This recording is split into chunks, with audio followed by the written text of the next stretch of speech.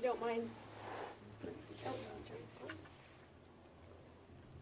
How's that? Can you hear me? Perfect. Okay, if you don't mind, I'm going to stand up. Makes it easier to see the people in the back.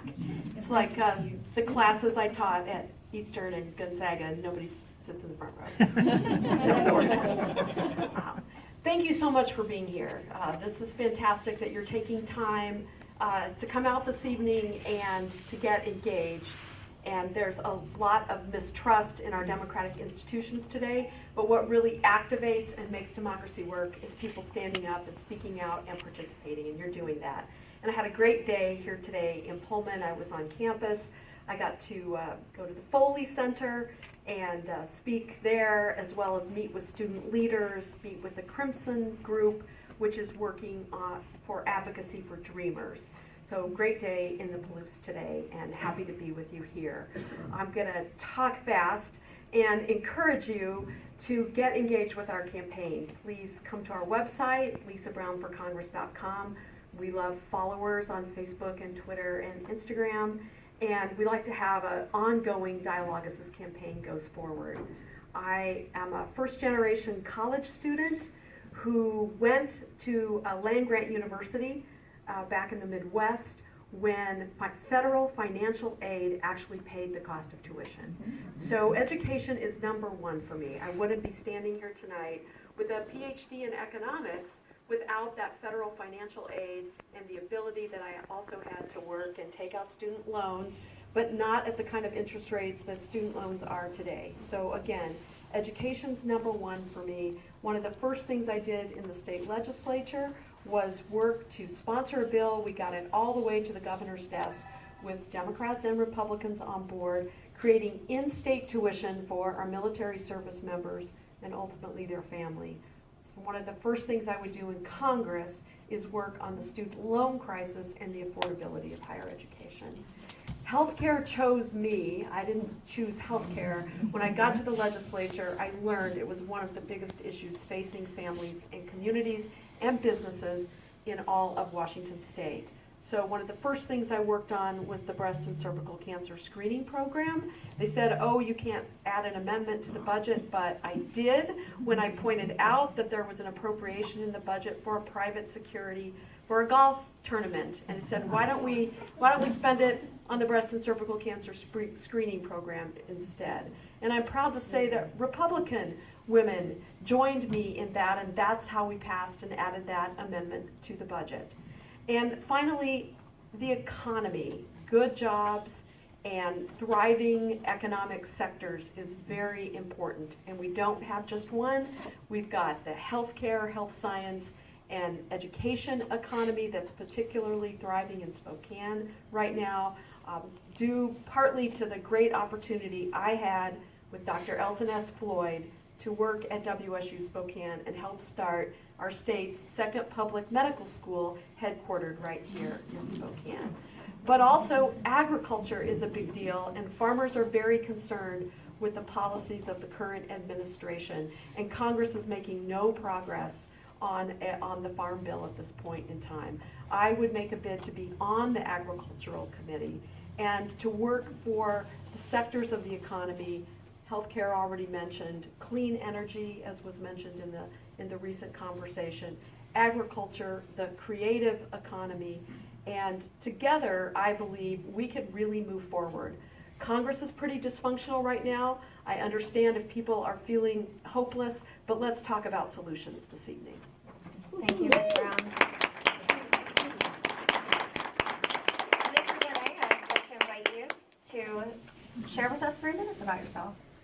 All right, well, thank you guys for letting me be a part of this and inviting me out. I just kind of prepared a little speech since I missed the last one. I wanted you guys to get to know me. So I wanted to start off by telling you all. I wanted to start off by telling you all a little bit about myself, but I felt that there was something I needed to say first. As we vote on people to represent us this year and the many years to come, we must always remember that these people are servants of the public, elected by us to serve us and represent us in the office we put them in. We must not allow ourselves to ever be complacent of this.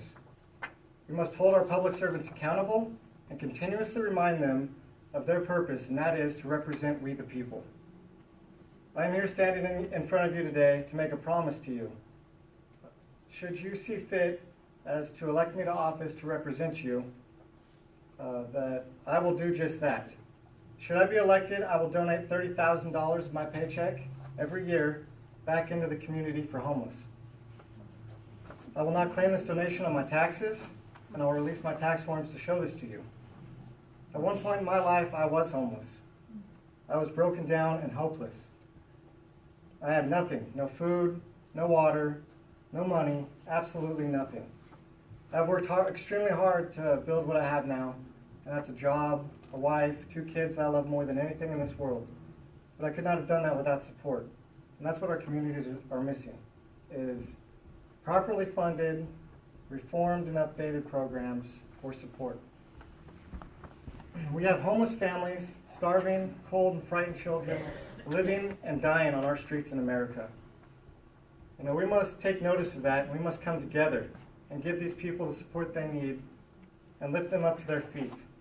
That is a major reason why I'm running, because I have been there. We have elected officials in all offices across this nation that don't know what it's like. I can't even imagine that kind of struggle, but I can. I know what it's like to be hungry, to be thirsty, to be freezing and scorching hot. I know what it's like to not have a single penny in my pocket. I can imagine that kind of struggle, because like so many of our citizens, that struggle was mine. So when I say I am of the people, by the people, and for the people, just know that I truly am. And I truly wish to be your servant and represent all of you in the office. Thank you very much.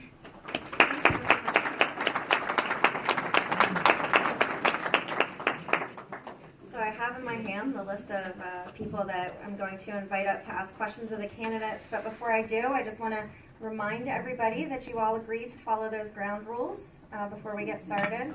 Okay. So I'm going to read off 3 names at a time, and we have this microphone over here to my left, where you can come up and you will have 2 minutes to ask your question, and each of our candidates will have 1 minute to respond. So I am sorry, this is very, I'm not sure what Jim was thinking when he wrote these names down, but I'm going to do my best to read these, so I apologize. Okay, so we have Jennifer Calvert. Yes. Okay, if you want to come up to the microphone for us. Luli Primo? Luke? Okay, sorry. And John B.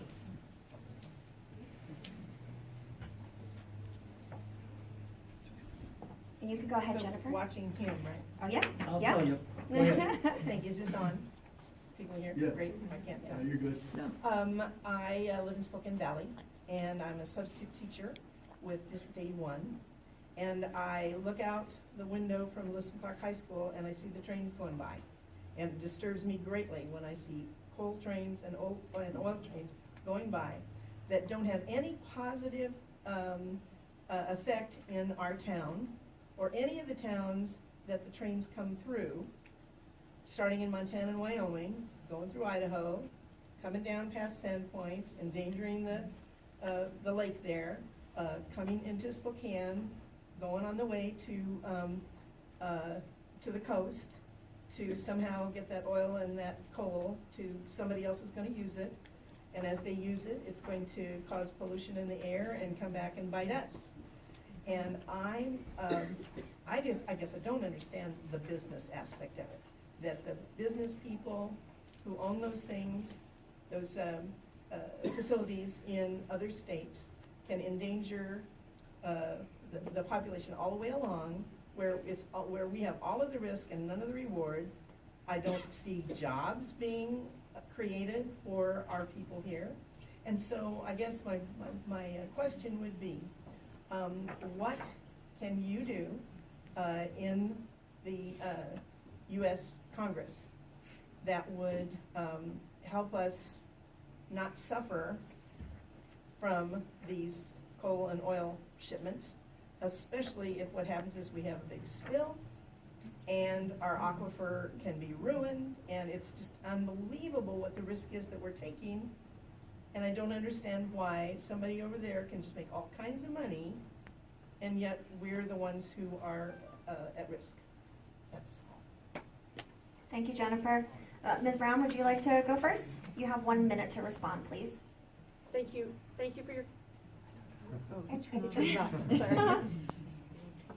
Thank you for your question. And I want to preface my answer to this one very quickly by saying that I started out on the activist side of politics like many of you, and I think that we really move forward with sustainable public policy that makes people's lives better when people stand up and grassroots activists work with responsive elected leaders.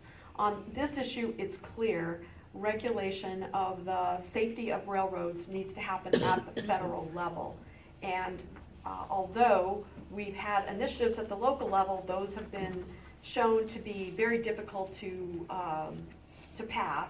And ultimately, it's at the federal level that we need to regulate. So I would work with you and other organizations on what the appropriate safety standards should be, and also support the concept of investing in clean energy and helping to transition, because I do believe in climate change. Thank you, Ms. Brown. Mr. Bonet? So we have railroads throughout this nation. That's how we transport commodities to and from the coastlines, to put them on ships and send them off or keep them in our communities. So we have railroads all over this country. That's how we transport that as well as trucking. But that's how we transport our commodities. That does create jobs. We do have people in this state that do work for the railroads. The railroad line does bring in a lot of income for people, and it can be dangerous. It is a dangerous job, but I think that builds our economy when we sell our stuff to other countries or transport it to and from. Builds the economy, creates jobs, and yeah, it might be dangerous, and we could. There could be spills and things of that nature, but that's a risk that we have to take with everything that we do here. And yeah, we do need some look at safety, but honestly, that's our economy, is export and import. Thank you, Mr. Bonet. Okay, so next in line we have Luke, and I'd also like to call up Mike Kahn and Judy Muth.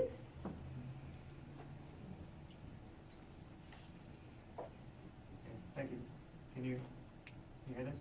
All right. Oh. No. No. It's on. It's on. It's You on. just gotta speak closer to it. Yeah. Good. I'll try.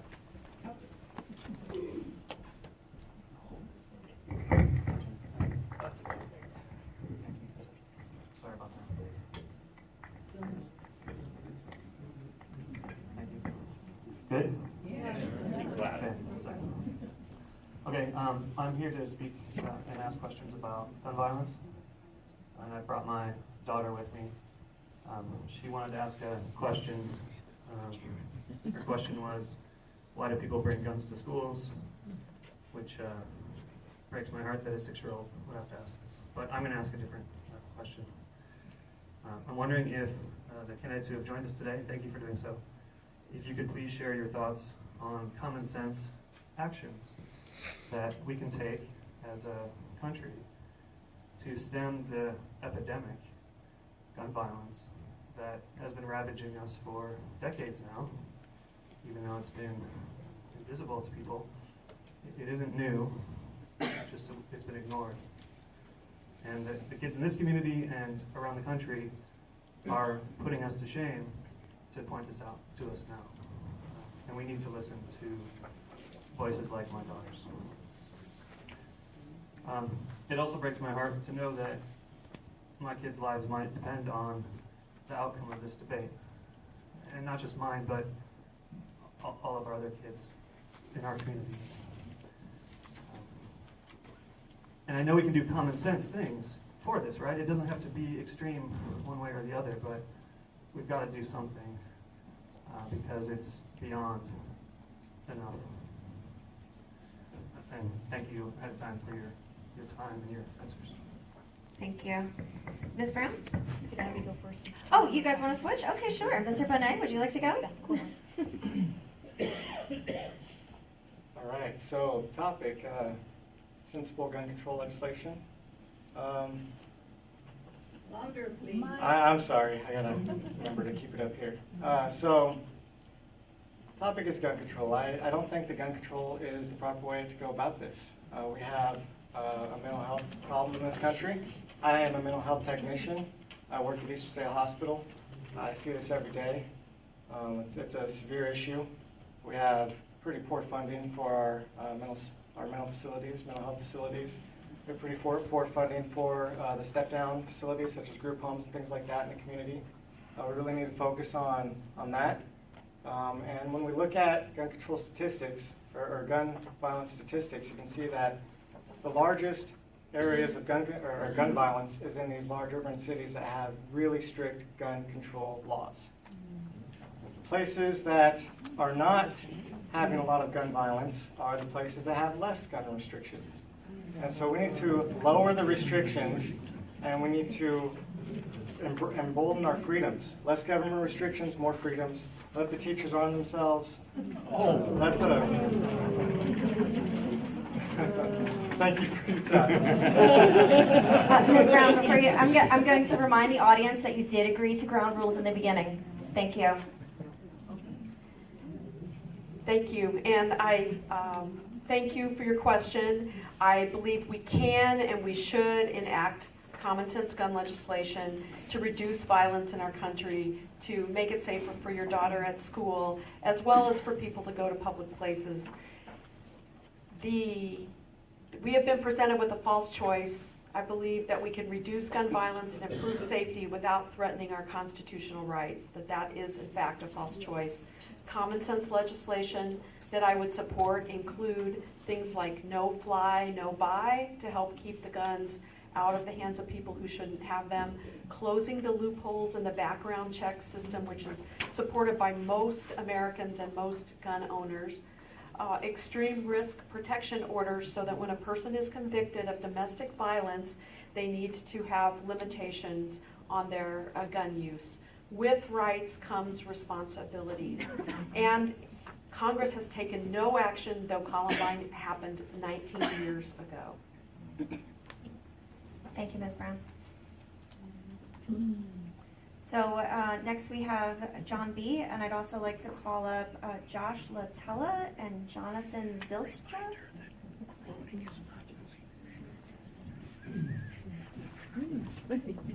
So I think this is on, is that right? Yes. Yes. Should be on. Just have to get You it can hold it if you Just want. get real close to it. Make out with the microphone. Make today, out with the folks. microphone. It's John B., it's John Brown. I've worked at the University and the College of Agriculture for 35, 37 years. And I live in a rural area of Whitman County and surrounded by wheat. I grew up on a farm myself. And I was really confused when I saw signs in this past presidential election for an individual that is a New York real estate agent, and people voted for him. And one of the first things that he did was he torpedoed TPP, which the market for our soft white wheat here in the Palouse is Asia. And he just literally took us out of that market. And prices of wheat in Eastern Washington are the lowest they've been for a number of years. And that just amazes me that we have people that don't see a linkage between policies and our market that way. And I guess just to add to this, I would love to have seen some type of open debate among all the candidates for this congressional seat. But I realize that's not going to probably happen. But I'd like to hear the position of these candidates on TPP. Thank you. Thank you. Ms. Brown, you have 1 minute. Thank you, and as I said before, I would welcome the opportunity to be on the trade committee. The president has pulled us out of TPP. We need trade agreements, particularly with Asia, in order to stabilize the markets for wheat. We also need to get back to bipartisan farm bill policy, which has unfortunately fallen apart and jeopardizing whether or not we will even have a farm bill this year. And I also oppose the instability the current administration has created in international trade relationships that is causing other countries like Mexico to search for other trade partners rather than buying products from the United States. And I do not support the current Republican Farm Bill proposal that would add work requirements and create a new bureaucracy around work requirements in order to receive food assistance in the country. Thank you, Ms. Brown. Mr. Bonet, you have 1 minute. All right, so I do support President Trump's tariffs. I think that he's a businessman. He knows what he's doing when it comes to that. These other nations kind of, they really hurt us in the way that they tax our products and things of this nature. And he knows what he's doing when it comes to business, and the tariffs will turn out to be a good thing in the long run. When it comes to agriculture, I think that we really need to also focus on Monsanto. Monsanto and Bayer are a pretty damaging organization, pretty damaging company when it comes to our agricultural community and the way that they control the seed population. We give them corporate subsidies. All of us are paying them hundreds of thousands and millions of dollars, and they're billion-dollar corporations. Why are we paying them money for taxes, out of our taxes? We really need to take that away from them. We need to go after Monsanto, go after Bayer, and relinquish their control over the seed population. Give that back to the farming community. Thank you, Mr. Bonet. Mike, you're up next, and then I'd also like to invite up, sorry for this, Chris Mueller, and Sandra Castle Del Conte. We started this session by hearing about 2 initiatives. And as the people presented those initiatives, I was struck by how complex those initiatives were. That kind of complexity should be being solved at the legislative level and not being written in an all or nothing kind of process that initiatives represent. But the legislative process is basically broken because our legislative process is a team sport, team red versus team blue, and the pressures on individual legislators to stay with their team and vote along the party line have become so strong that we don't get any kind of subtlety in politics. And I'd like to know how you guys are going to put some of that subtlety back into politics. In the Federalist Papers, they didn't understand about parties and how they were going to arise. And they talked about individual legislators representing individual districts where there would be a variety of interests that would be reflected. But we're not seeing that now. We're seeing the party line. And we're seeing it represented in things like Senator Paul blocking Senate action as a single senator. And the reason for that is because he's playing with the team, and the team is backing that kind of thing. Senator Cruz has done that. A number of people have done that. In a question along these lines that Kathy McMorris Rogers was asked at Washington State last year, she essentially denied the Hastert rule, which says that the majority of the minority, or a majority of the majority party has to agree to legislation before it gets voted on. And that blocked an immigration bill that had passed with a strong majority in the Senate from ever coming to a vote in the House. We're not solving problems even when a majority of legislators are in favor of a particular policy because the parties are dominating. How will you solve this? Thank you. Mr. Bonet, you have a minute. So we do have two-party politics. Congress and the Senate are pretty broken. That's obvious. It's a hard thing to tackle when you have such establishment figureheads in both those, the Senate and the House. And I disagree. I think that Senator Rand Paul is doing a really good job in his office. He is not part of the establishment. He really fights for us and the American people. Him and his father, Ron Paul, really have led fights against that and against the establishment, and really fight for the people, vote on constitutionally sound politics, on constitutionally sound principles. And that's what we need to get back to. We need to really tackle that issue by electing the proper people in the offices when those seats come available. It's hard to do that, but we really need to focus and get behind people that are going to represent us and represent the Constitution in office. And that's the way we'll tackle that. Thank you, Mr. Bonet. Ms. Brown? Thanks. I got to tell you, I'm a little frustrated with just having 1 minute when the question is 2 minutes. It just seems really hard to really answer the question thoughtfully. So I'm just going to register a little protest there. But I will work to so you kind of get my very abbreviated version here.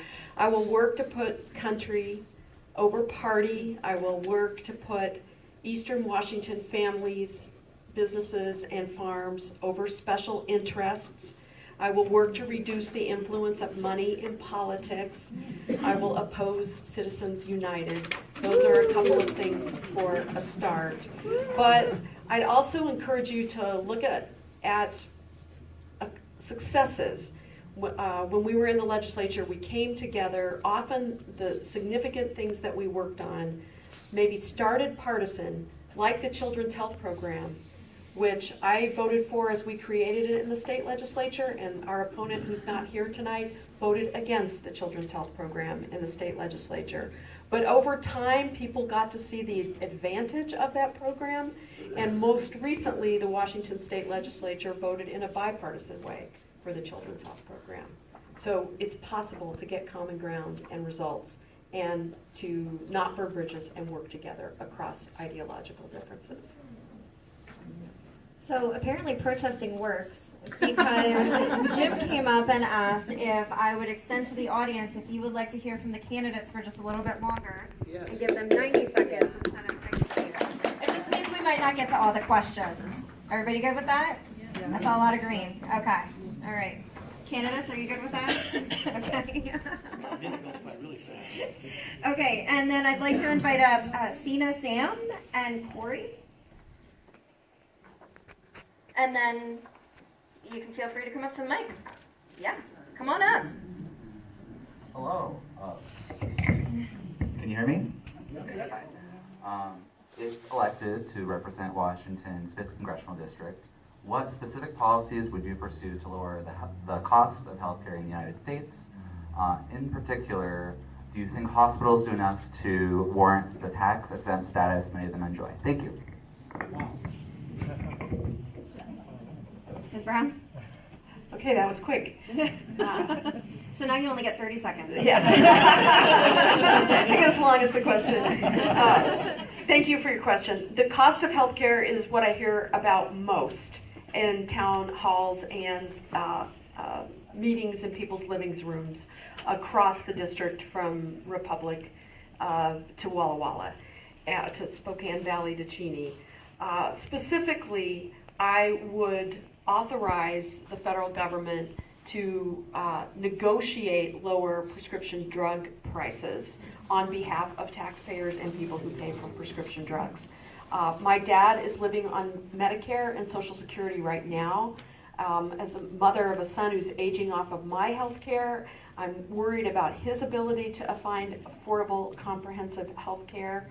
And I think we all know that for some reason, although it's a top priority issue every time you do a poll, there's no action being taken in Congress about this. So again, I think that circles back to this issue of money in politics and special interests that block the status quo. And so specifically, I also believe we could, the more we invest in preventive health care, the fewer dollars we have to spend downstream. And so primary care, preventive care we should almost pay you to get it, because it will save us all down the road. Thank you. Thank you, Ms. Brown. Mr. Bonet, you have 90 seconds now. No, we're going to give them 2 minutes. We'll give 2 minutes. Oh, well, are you guys good with 2 minutes? I'm the Okay. timekeeper. All right. Okay, so healthcare, it's a huge topic. So I do agree in part on Lisa Brown that we do need to tackle the issue of high prescription drug prices. Big Pharma is pretty damaging to us in a lot of ways, and we really need to figure out a way to get Big Pharma out of our politics. In another sense, I also think that we need to get government out of healthcare altogether. No more government healthcare. We need to open up the free trade, the free market in healthcare systems, tear down all the insurance borders, and allow our health insurance companies to prosper, flourish, and allow them to be able to be competitive in their pricing, competitive packages that they'll offer to individuals, families, things of that nature that you can buy all across the country. You can find a package like you're shopping at Walmart, find a package from Washington that's in Texas that suits you and it's affordable and good pricing. And we see the free market take a good effect on everything that we do. The free market is amazing. It really does. When you take government out of the equation and get them to stop regulating and with all these over-regulatory burdens, all these restrictions, cut through all the red tape, when you can take all that out of there and let the free market open up, you will see a huge decrease in how much everything costs. And it will open up jobs, it will open up new opportunities, it will open up new healthcare insurance companies, and the prices of prescription drugs, prices of preventative health care, the prices of emergency room visits, all that stuff will come down. And all of us will be able to afford our own private health care if we so see fit. And we wouldn't have to work at a job or a company in order to have health care, because you'd be able to afford it if you open up the free markets and get government out of health care. Thank you. Okay, thank you, Mr. Rene. Would you like to join us at the microphone?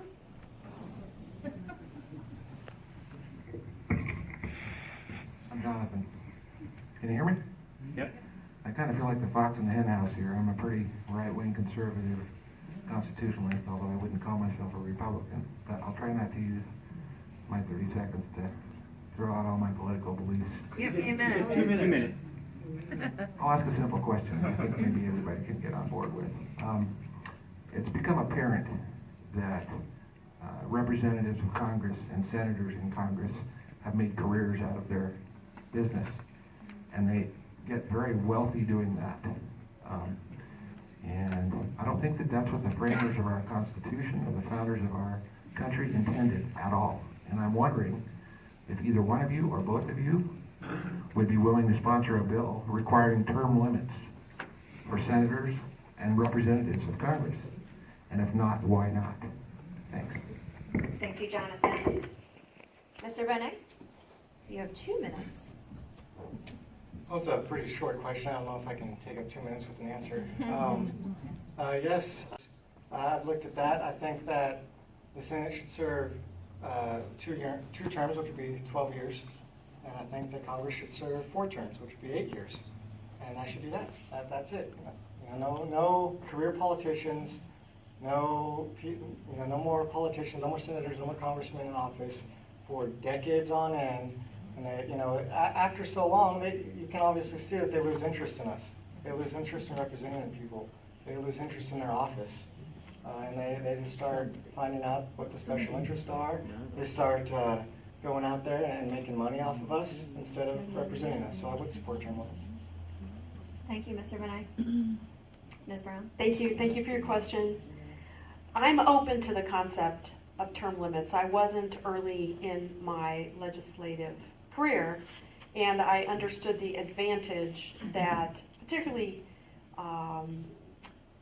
Eastern Washington and rural areas had by being able to elect legislators who could stay there for long enough to rise into leadership and influential positions. And I benefited from that and became Senate Majority Leader. And to some extent, I worry about that balance of power fading, because I will point out to you that there are not term limits for lobbyists, and there are not term limits under the current situation for special interests that fund campaigns and spend a lot of their resources to block legislation or to promote special interest legislation. And so hand in hand with limitations like term limits, would have to be, in my opinion, first, looking at this whole influence of money in politics. Otherwise, we will be empowering groups, and then legislators get there without a lot of experience or depth in the issue, and it's easier for them to become, to not have the full picture when they vote on legislation. And so I have a concern about doing term limits first. On the other hand, I want to point out, you get to make the term limits happen. You could say, this person's been there too long, and it's time for a change. That's right. So ultimately, the voters have the term limits potential in their vote, and I encourage you to use it. Thanks. Thank you, Ms. Brown. I'm Judy Muth, and I have a question. In eastern Washington right now, we are beginning to see the effects of climate change, and we will be seeing them more and more. We're going to have hotter summers. We're going to have most of our moisture coming during the winter, less snowpack. We're going to have heat spikes. We're going to have storms and extreme events. And those things impact so many of the topics that we've already talked about today. We've talked about agriculture and jobs, all kinds of things, the economy that will be impacted more and more over time. Right now, just cleaning up after severe events of weather is costing our nation and our state and our local areas of flooding here in Pullman, for instance, a lot of money, and it's going to get worse over time. It's going to be more of a health issue over time with the air from the fires. We're seeing that as it's beginning to exacerbate a lot of other conditions. And so I'm wanting to know what you would do at the federal level to begin to curb carbon emissions so that we can see a turn. You know, it's not going to happen fast, but we can begin as a nation pull out of this problem and see what we can do to make things not as bad as they would be. So what kind of fixes can you imagine? Because I know that there are some bipartisan proposals right now that look at putting a fee on carbon and then turning around and giving the money back to the people to do with what they would. So would you be supportive of that or some other kind of legislation? Thank you. Ms. Brown? Thank you, and first of all, I agree with the premise of your question, and I am hearing this in community meetings throughout Eastern Washington. Concerns expressed, for example, in Walla Walla, concerns about both the potential of flooding and drought. And we know that it's impacting agriculture, and in fact there have been grants awarded to WSU to look at the impact of these changes on agriculture. And to begin with, an easy answer is that I would support more research into how we are going to both adapt and address the effects of climate change on our country. I am also open to moving in the direction of pricing carbon as to the negative effects that it creates and channeling the benefits of that into those impacted and into investments in clean and renewable energy, which is in fact an important part of the economy in Eastern Washington. Wind energy, hydropower, research into energy storage technologies, and alternative fuels like biofuels. So all of that type of investment is important. I am concerned about the impact of carbon pricing on rural areas and people who are dependent on traveling long distances to get to some of their basic necessities. And I believe we have to have a really important conversation in this state about the way that this issue plays out differently in urban versus rural areas. And that's very important to me. While I support the concept of the initiative, I really want to dig into the details to see if we are really doing enough to address that, because I don't want to see small towns and communities and rural areas pay most of the cost. After all, we also grow the food, we also provide the recreational opportunities, and so we provide a lot of the benefits that urban areas enjoy. We need to not bear most of the costs. Thank you, Ms. Brown. Mr. Bonet? So, I do not agree with pricing carbon. I think that adding a tax burden to us as individuals and as a community is preposterous. I think that being taxed just to live, just to breathe, just to operate the way we operate is not the right thing to do. I also do not believe in man-made global warming. I think that is an absolute fraud. It's an absolute fraud created by large individuals that decided to con you all into this game of paying him taxes just so that we can live on this planet. And that's ridiculous. And I think that there is a natural climate change that occurs on this planet. We haven't been here that long, and it's all natural. It's a natural occurrence. Our carbon emissions as human beings is next to nothing compared to the sun, volcanic eruptions, and the other things that happen in this world. So taxing humans to reduce climate change won't do anything. Thank you. Thank you, Mr. Bonet. I just want to remind the crowd, wave your signs as much as you want, but let's keep it moving here. So I want to wait. So let's call up Nancy and Eric, and then would you like to come forward? And please introduce yourself. Sure. Hi, my name is Sandy Casado Conte, and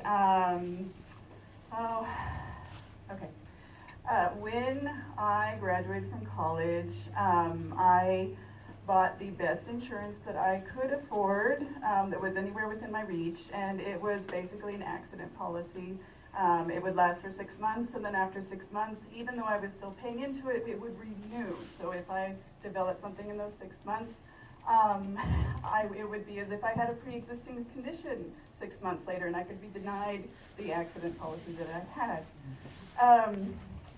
After a while, my husband and I worked, and we thought we had really great health insurance, and then our son was diagnosed with a genetic condition that is a really horrible disease. And thankfully, between government research and pharmaceutical companies, some people with the disease that my son has, are able to take 2 pills a day, and they do not suffer from that condition anymore. My son does not fit into that category yet, but I do see the progress that is happening, and actually there are clinical trials starting now that actually might benefit him.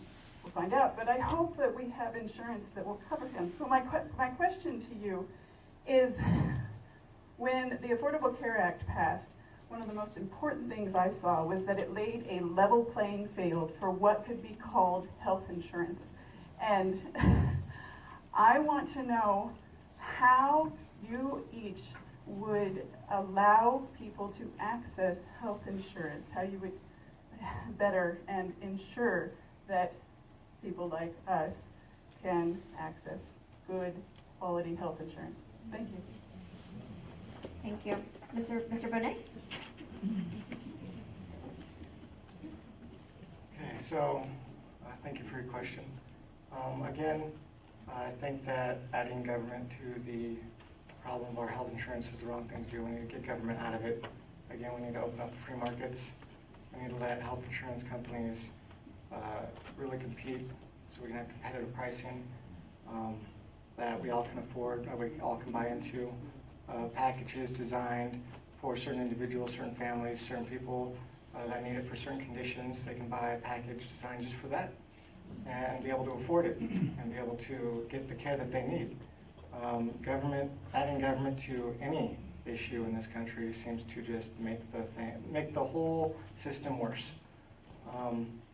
We have over-regulation, overreaching, overbearing government, and we really need to get them out of our health insurance. I don't think that socialized medicine is the way that this country really should be looking at. We need to open up the free markets and really embrace the capitalistic ideals of that. Thank you. Ms. Brown? Thank you, and best wishes for your son as he fights this disease. And I don't believe we can really live up to the principles in the founding documents of our country, things like life, liberty, and the pursuit of happiness, if we don't work towards comprehensive, affordable healthcare coverage for all. And we certainly need to not move backwards, and that's really one of the main reasons I am running for Congress, is because as I was working on creating more healthcare providers with the medical school and a health clinic on campus and research into healthcare, I saw our current member of Congress voting again and again and again to repeal the Affordable Care Act. And there was a promise that there would be a replacement, but the only bill that got voted on, which fortunately only passed the House and not the Senate, would have opened the door again to pre-existing conditions, would have created an age premium or an age tax, and would have withdrawn coverage from many people. I've also met with healthcare providers in Spokane Valley who have told me about their frustrations with our current insurance system and kind of the middle person, if you will, between the patient and the provider that decides whether or not a certain form of care is really justified or whether or not they will pay for it. And that is an administrative layer that is complicating and costing our system a lot. And so as we move towards comprehensive affordable care, I think we need to stabilize the current system that we have with a public option available to all, with no pre-existing conditions, that is affordable, that provides really the kind of competition you're talking about for the current industry, and that we also have to look at expanding the parts of the system like Medicare that could start to expand the coverage, or like the Children's Health Program that we did at the state level, and we kept moving that so that more and more kids were covered. So those are the kinds of solutions that I think we need to have moving in Congress. And it's literally when the party, oh sorry, my time's up. I'll get to it at the end. Thank you, Ms. Brown. Sina? Yes, Come on up. said perfectly. Thank you. I appreciate you being here, Jared and Lisa. Apparently, we might be a little too abrasive for other folks who might not be here. I'm a little disappointed. Not all candidates are here today, and I will remember who was here to listen to us today and answer our questions. I am a proud Pullmanite, alumni of WSU. My son goes to WSU now, and so being a part of Eastern Washington, and I'm also a commissioner for the Asian Pacific Islander Affairs Commission for immigrant and refugee communities, and I'll ask a question regarding immigration, which is a bit of a hot topic. I would like to know your platform on how, in terms of immigrant and refugee communities, and how the discourse is in our country as well as Washington State. What is your understanding of our communities in contributing to the fabric of our communities here as Americans, as well as the rhetoric of bad immigrant and good immigrant? In Pacific County, Washington, the law enforcement there, they originally worked with ICE specifically.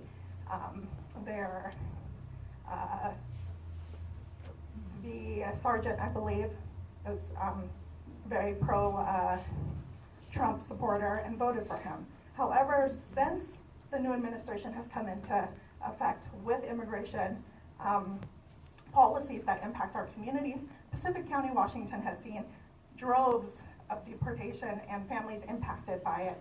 And their community is suffering because now the economy is no longer benefiting because they're seafood, shellfish. My question is, my time's up, but general question about immigration. Ask your question. Okay, and so the county suffers because our communities are being ripped apart by very unjust or the human rights aspect of tearing apart families who are contributing to our country. I'd like to hear your thoughts about your platform for immigrant and refugee communities. Thank you, Sina. Ms. Brown? Thank you. Thank you for asking your question this evening. And I'd like to start by saying that I see immigrant and refugee communities as enriching both the cultural and economic fabric of our country, and that we, unless for those of us who may be here who are Native American indigenous origin, we are a nation of immigrants, and that history shows with different subsequent waves of immigrants and refugees, there have been a set of stereotypes and fears, and sometimes those stereotypes and fears are actually, those flames are fanned by people in elected office and by politicians, and that's very unfortunate, especially when they utilize it, that kind of fear, to sort of promote their own political agenda. So as to what I would support, number one, a dream act to create security for those students and their families who more or less had the rug pulled out from under them last fall, and for whom Congress has promised to take action but has failed to take action, and who have become a bit of a ping pong ball in the partisanship currently going on in Congress over other issues, such as a wall, which I do not support. And we need a comprehensive and clear set of rules so people can come out from under the shadows and have a path forward. And I believe that we can create that. With respect to refugees specifically, I don't think we need an arbitrary number that we accept, but we need to be responsive to what's happening internationally. And people are fleeing human rights abuses or religious oppression.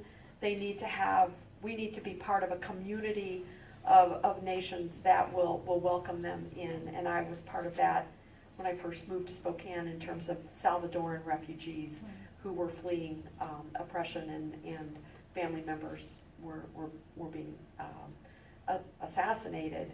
And I've seen those families thrive in our community, and would like to see the same for the new refugees and immigrants arriving today.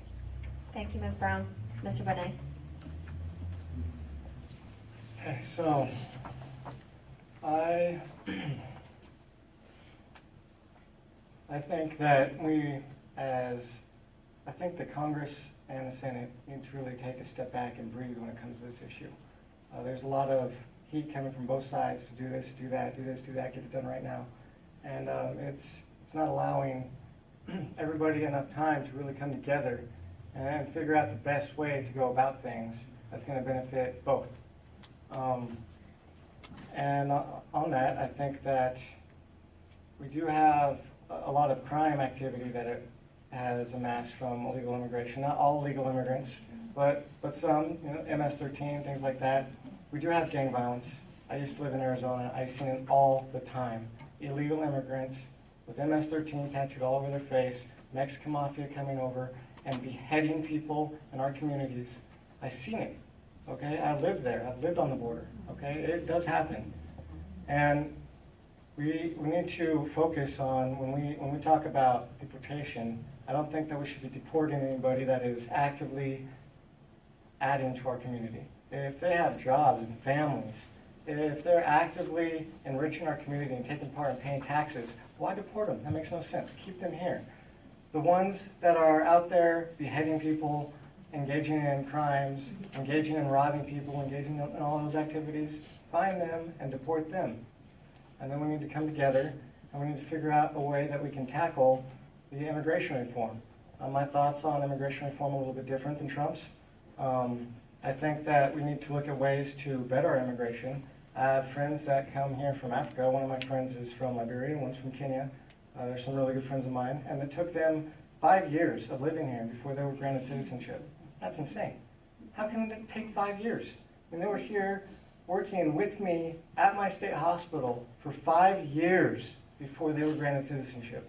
That's a little too long. And we need to really look at that and look at better ways that we can get people to become legal citizens, faster ways, but still keep the vetting process and make sure that we're not having people that are going to come over here and commit crimes and engage in drug activities. Thank you, Mr. Renee. Corey? All right. Thank you both for your time. My name is Corey Lacey. I'm going to be living and voting in Eastern Washington for the rest of my life. I was wondering if either of you would support a Medicare for all healthcare system over the Affordable Care Act, and if not, why? Thank you. Mr. Renee, you're up.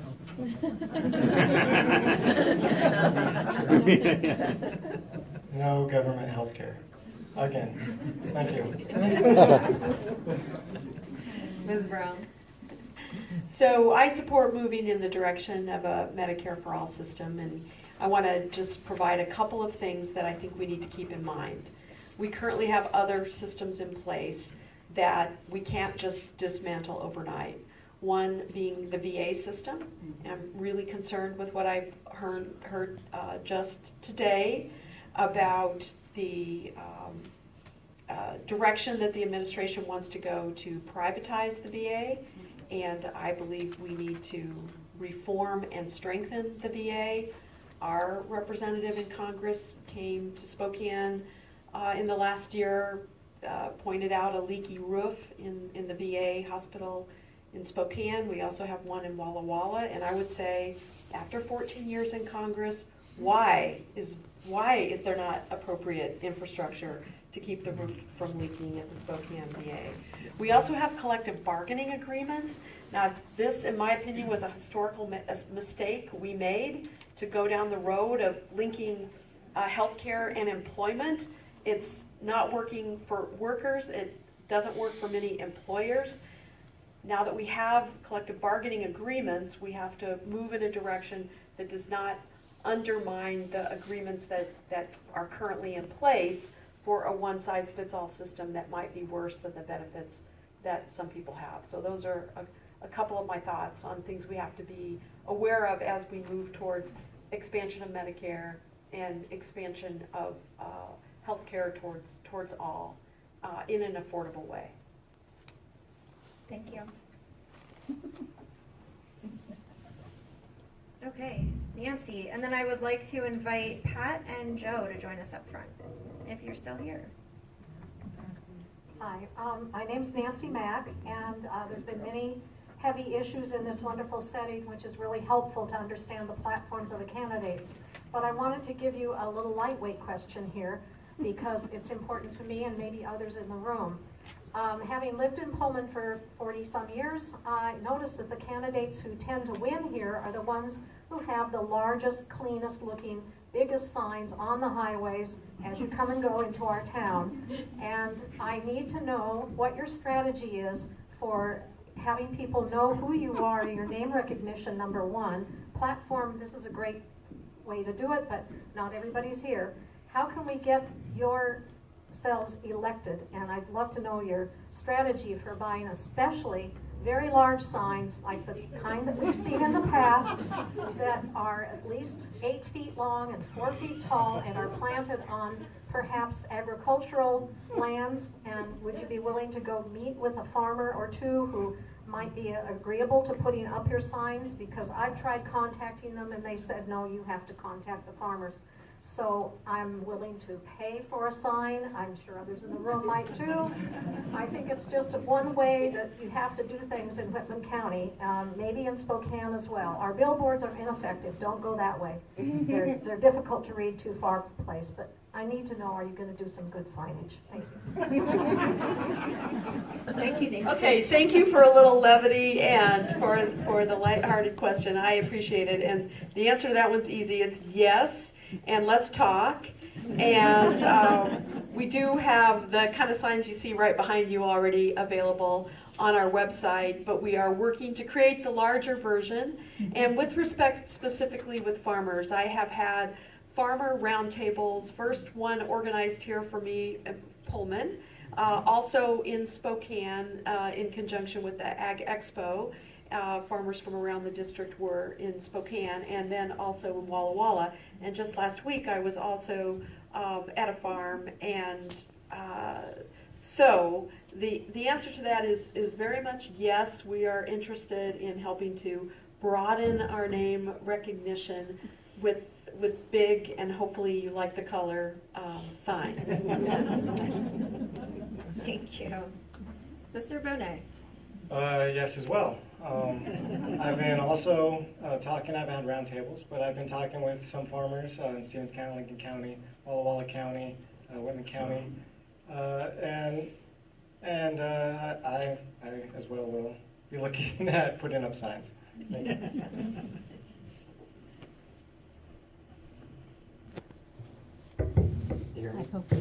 Hello. Let's just do this. I'm Eric Kajarin, Pullman resident of 10 years. Disclosure, I'm also the elected chair of the Whitman County Democrats, and I'm also running for Whitman County Auditor as well. My question is about cryptocurrency, particularly Bitcoin. I'm interested to know your personal opinions, and as my representative, do you plan on supporting any regulation to help it kind of get integrated into our economy? Thank you. Mr. Bonet? So cryptocurrency, Bitcoin, that's a good topic. Yeah, we could, I think that integrating that into our economy in a certain way and getting it into the stocks, things like that, could be beneficial.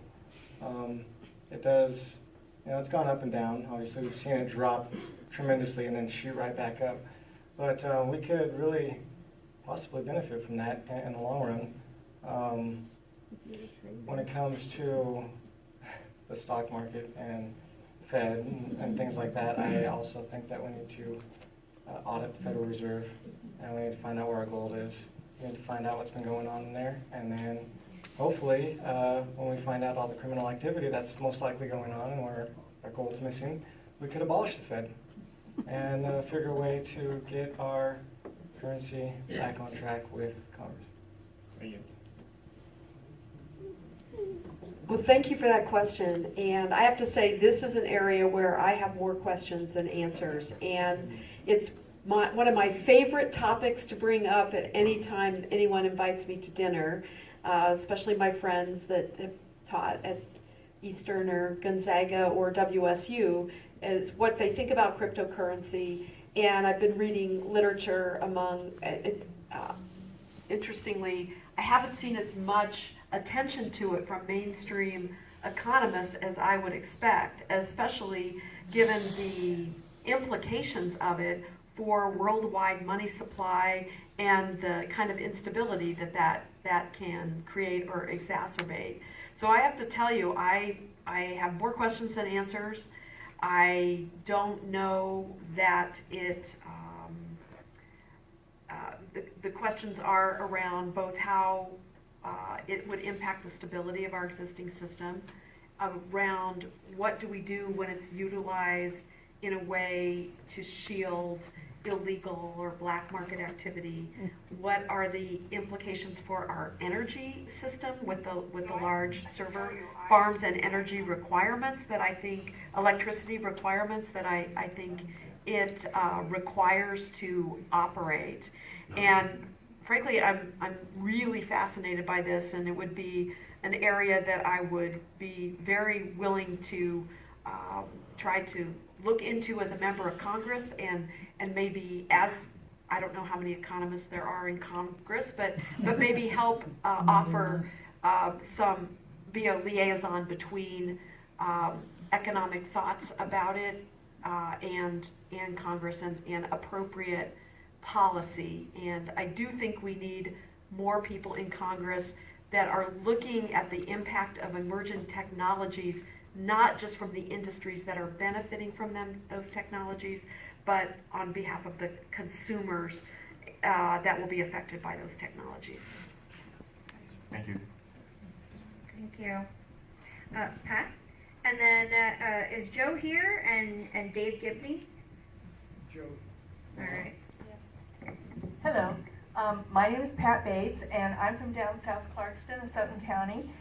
Thank you very much for the forum. Thank you very much for participating. We really appreciate that a lot.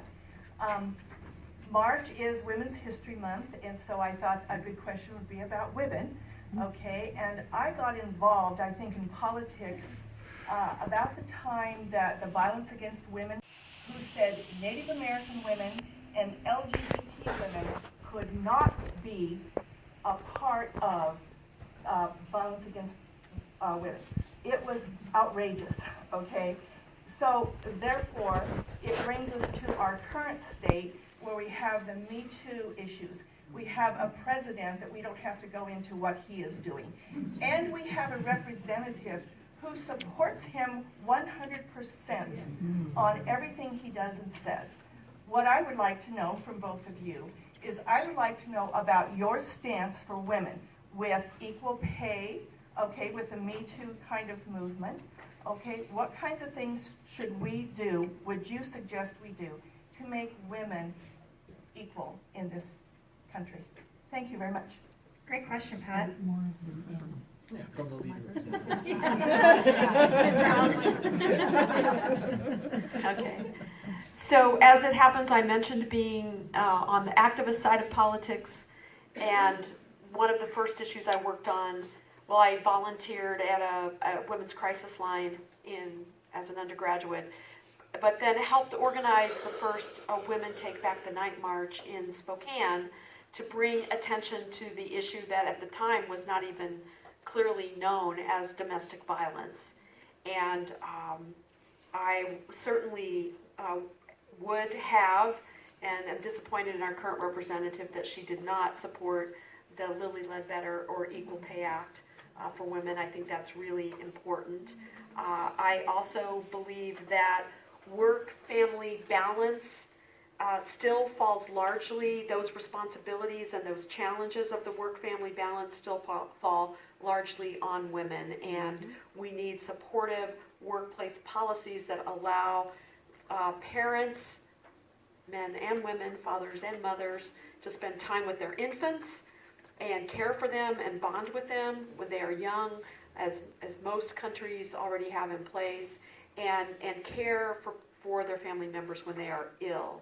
And that we need to have a level playing field there, because I know businesses talk about the cost of it for them, but if all their competitors were under the same level playing field, then that cost would be spread out among all of us. And if you think about it, the benefits are so much greater for what takes place in terms of those pro-family policies. So those are a couple of the ideas I would support. And I'll just mention briefly, my first year in the legislature, I was the mother of a young son, and I brought him back after childcare to an evening session. He got kicked off the House floor because children were not allowed, and there were headlines in the state that said, "Leave Lucas alone." And I just want to say, it gave me the opportunity to have a platform for talking about quality childcare and family-friendly policies in the legislature and beyond. And Lucas is 25 years later, he's doing just fine. Thank you, Ms. Brown. So I agree on that last part. I do think that we need better opportunities. I have two sons. One is turning 4, one's turning 2, and it was a very tough time to have my wife out of work for such a long time, taking care of our sons and getting to know each other. And it was tough for me too, because both of us were out of work for a little bit, because I wanted to be there with my son as they were coming into this world. You know, and I had to cut that time short and go back to work after only a couple weeks, and you know, that was really cruddy. But I think that we need to really apply pressure to companies to do this. It shouldn't be a government involvement thing. I think that we need to really apply the pressure and get these companies to do that. It would be wonderful if everybody jumped on board, but you know, I think that we should leave that up to the individual that owns their own company. I'm all for liberty, individual liberties, and that comes with individual choice. When it comes to women's rights, things of that nature, I believe that we are all endowed by rights from our Creator to life, liberty, and the pursuit of happiness. Those rights are guaranteed to us by the Constitution of the United States.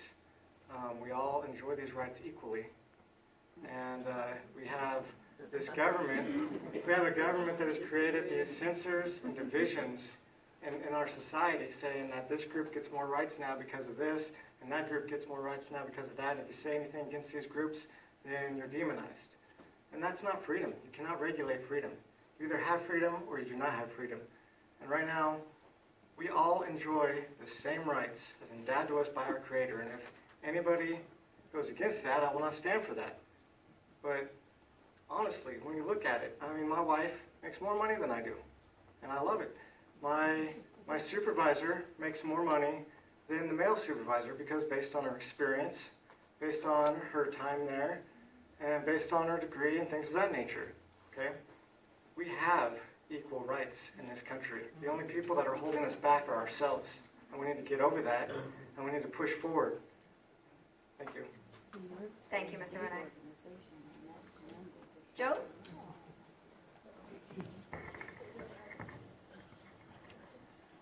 I've spent my career working in the environmental field. I'm at WSU in civil and environmental engineering.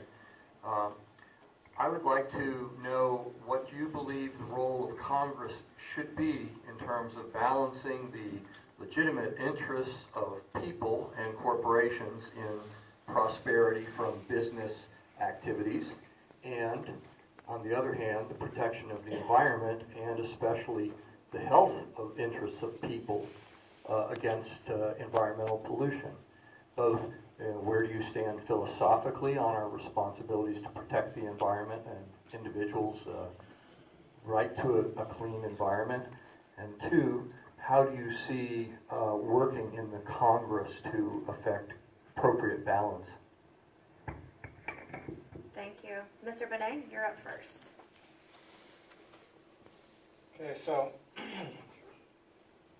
Okay, so when it comes to protecting individuals and their health and the environment, I think that when it comes to our rural communities here in not just Eastern Washington, but in rural communities all over this country, we do have a large portion when it comes to health issues regarding factory farming, when it comes to Monsanto and Bayer and what they do to our communities with the genetically modified garbage that they put in our crops, with glyphosate and all the Roundup and things that they pour on our crops.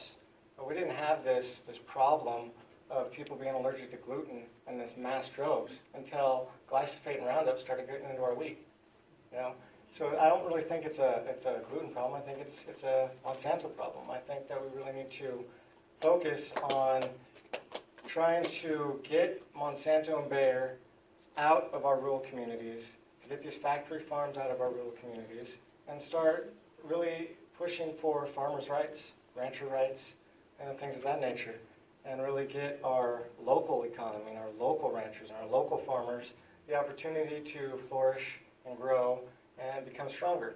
And that will impact a large portion of the environment in a good way.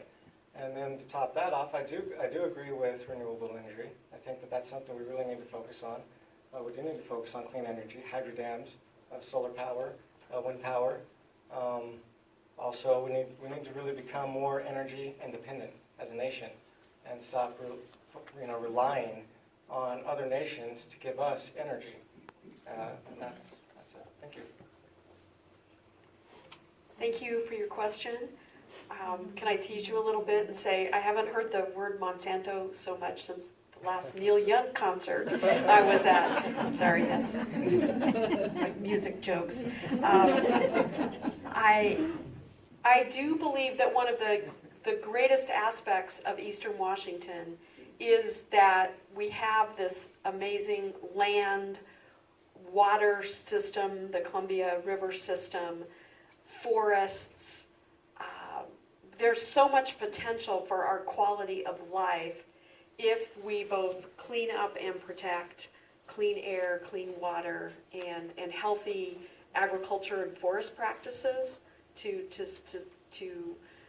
I feel like I'm the real conservative when it comes to this, right? Because the original conservation came from the concept of conserving the bounty of those natural resources.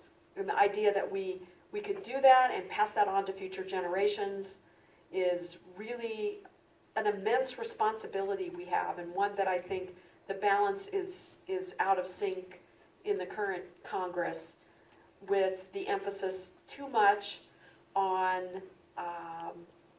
particularly in this current administration, too much on the benefits that come from the extraction industries, and not enough on the protection of the environment. So that's where I come from philosophically on that. And that's what I did in the state legislature, worked to help clean up the Spokane River. We worked on the contamination from uranium mining on the Spokane Reservation. And I believe there's some real success stories out there about how stakeholders can come together with sustainable forest practices that can support both economic activity and jobs and harvest of sustainable timber, as well as create healthier forests and reduce the risk of fires.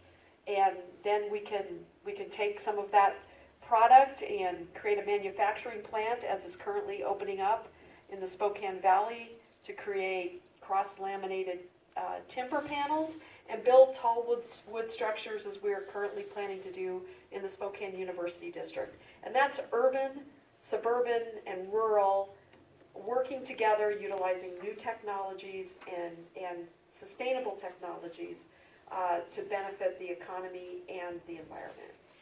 Thank you, Ms. Brown. And Dave, you're going to take us out tonight. Thank you.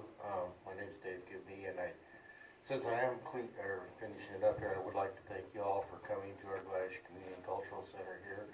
We really appreciate your use of it, and I think our staff did a really good job of setting it up. I've not seen it set up this way before, but I really like it. So, back in the campaign time, there was a lot of talk about infrastructure renewal nationwide and all that sort of thing. And what I'm catching now is that means privatizing it, things like the BPA infrastructure, and we've got a lot of bridges that need work and airports in Eastern Washington that are underutilized, and I just wonder what your positions are on some of the infrastructure needs and renewal and the jobs that might create. So thank you. Thank you, Dave. That's a great question. And this is an area where, in concept, I agree with the president. We do need a major infrastructure proposal in this country, and that would be a great way to get true economic benefit for communities across our district. I don't necessarily agree with the things I'm hearing about how it would be financed and the way the projects would be proposed and vetted. However, to give you a couple of examples, high-speed internet is the kind of investment in infrastructure that would tremendously benefit Eastern Washington. Small communities, students who deserve to have the same access to technology in rural areas as they have in urban areas, and that safety and security that comes from knowing that you have that. And I know there are parts of this district, having come here frequently, when I was at WSU Spokane, where the cell phone service is inadequate, where the high-speed internet is inadequate. That would be an amazing and very beneficial program, just the way that the federal government, and I think it's actually ensured in our Constitution, that we have a post office service that reaches everyone, the way that we have engaged to make sure that everyone has access to that. We need the new form of that would be high-speed internet. And certainly roads, bridges, apprenticeships, so that we can educate people to have the kinds of education and training in the trades that would then take advantage of the jobs created in that infrastructure program. Well, thank you, Lisa. I actually agree with you. I do think we need to focus on that and getting high-speed internet and access like that in the rural communities. Also, the trade programs, that's amazing. I'm glad that you like that. I also agree with that. I do believe in the trades and skilled laborers over college degrees at this point in our history, because college degrees is phenomenally expensive, and it's producing lower paying jobs than even skilled labor. And we need to focus on that as well, but we do need to focus on skilled labor jobs and trade jobs and get those people into those communities. There's thousands of job openings all over this district, and tens of thousands nationwide in skilled labor and trades. And that's something we should focus on, and I do agree with the premise of infrastructure in rural communities and infrastructure nationwide, not just in rural communities, but in urban communities. And look what happened, I think it was Florida, that bridge collapse. That's terrible. And we really need to focus on making sure that does not happen. And this is the United States. How can we have crumbling bridges killing people? That's insane to me. And we do need to focus on getting funding for that and really actually work in Congress to accomplish that. Thank you. And thank you to both of you tonight. I would like to invite you to leave us with a couple minutes of parting words. Mr. Benet, since you have the mic last, do you want to? Sure. Okay. All right. Well, thank you all very much for allowing me to be here. It was very nice. It was very nice and pleasurable to meet you. Thank you for hosting, Jen for inviting me. It was very awesome. You guys have been very nice to me. I appreciate that, even though we don't agree on everything. It was a nice conversation with everybody. I just want to say that I'm here to offer a change, as Lisa is as well, but I'm here to offer a change to Kathy McMorris Rogers. Obviously, she's been in office for far too long, 14 years, and hasn't accomplished the goals that we have set forth for her as her representing us. We really need to see a change, and we need to get somebody else elected in that office, and that is up to you. That's up to all of you. So please go out and spread the message on whoever you support, and get behind those people, get to the booths, and get those people elected so we can get Kathy out. Thank you. Thank you.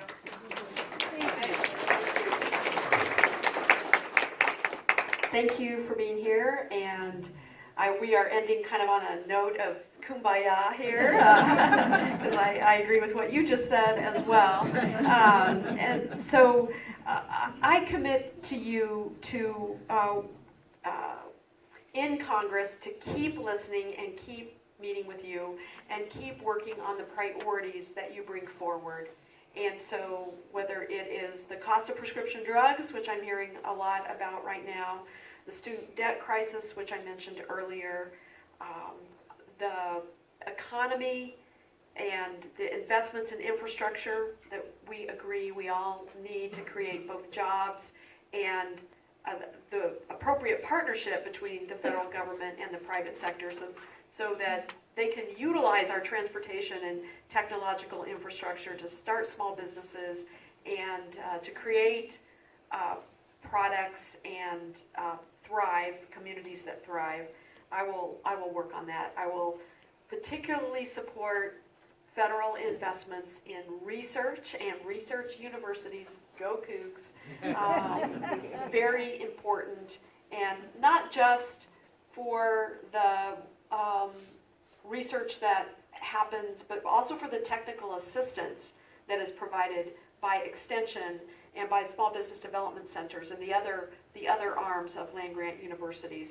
I'll do my part to be respectful and look for common ground. I think you and I would find things we would agree on in Congress and other things we would disagree on. But we would find some things we would agree on, and that was my experience in the state legislature, that I was able to do that. And I want you to know, most of all, if elected, I will not disappear.